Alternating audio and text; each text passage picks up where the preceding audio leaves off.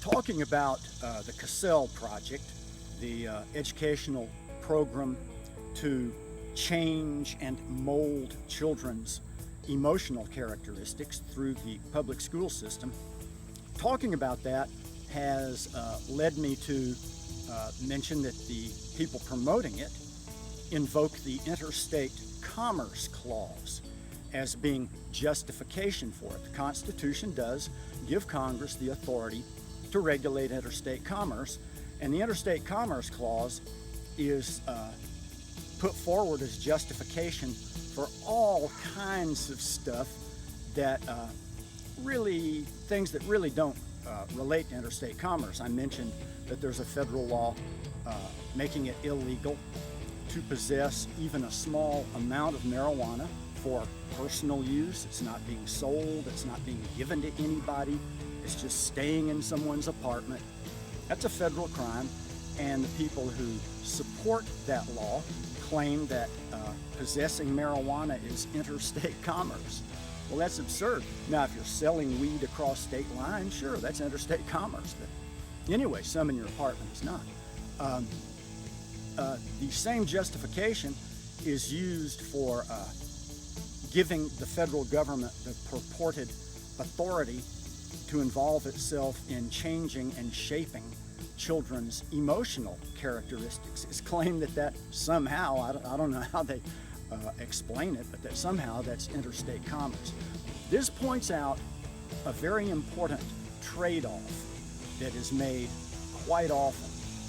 I'm going to pick Ronald Reagan as an example. I'm sure President Reagan supported the federal law making possession of marijuana a federal crime. And he would have said, look, it is so important that we have that law, we may need to step outside the Constitution a little bit.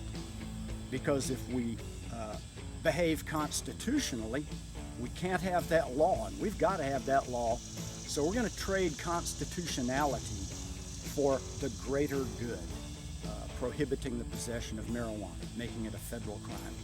The same thing would be said by people supporting the government's involvement in shaping children's emotional characteristics. They would say, look, it's so vital that the federal government control children's emotional characteristics that, well, whether it's constitutional or not, doesn't really make a difference. They're wrong. They're all wrong about that. The Constitution is the law. And if we start saying, well, sometimes we're going to act illegally outside the law for some greater good, we're opening Pandora's box. And that box is already open and having some bad consequences. It's possible to stay within the law and make any law you want to, constitutionally, provided that a large majority of Americans want it. It can be done by amending the Constitution. Then things can be done legally. We can change the Constitution if we as a nation want to give the federal government, give Congress the authority to outlaw possession of marijuana, give Congress the authority to involve itself in how children grow emotionally. We can do those things. The reason some people don't want to take that route is that it does require that whatever change you want to make to the Constitution be a change that a large majority of Americans would support. And a lot of people don't want the American citizenry collectively to control the government. They don't want citizen self-governance. They want government by an oligarchy, a relatively small number of people, the political parties, their politicians in office, and the extraordinarily, astronomically wealthy and powerful corporate and individual entities that work with the elected officials and the political parties and are in fact really part of the government, kind of a shadow government. So they want a nobility to control the people, a nobility that purports to know what's best and doesn't have to follow the law. That's not good. Stepping outside of the rule of law is unnecessary. The Constitution can be amended, albeit only if a very large majority of the American citizenry wants whatever amendment is being proposed. And the Constitution's been amended many, many times in its history.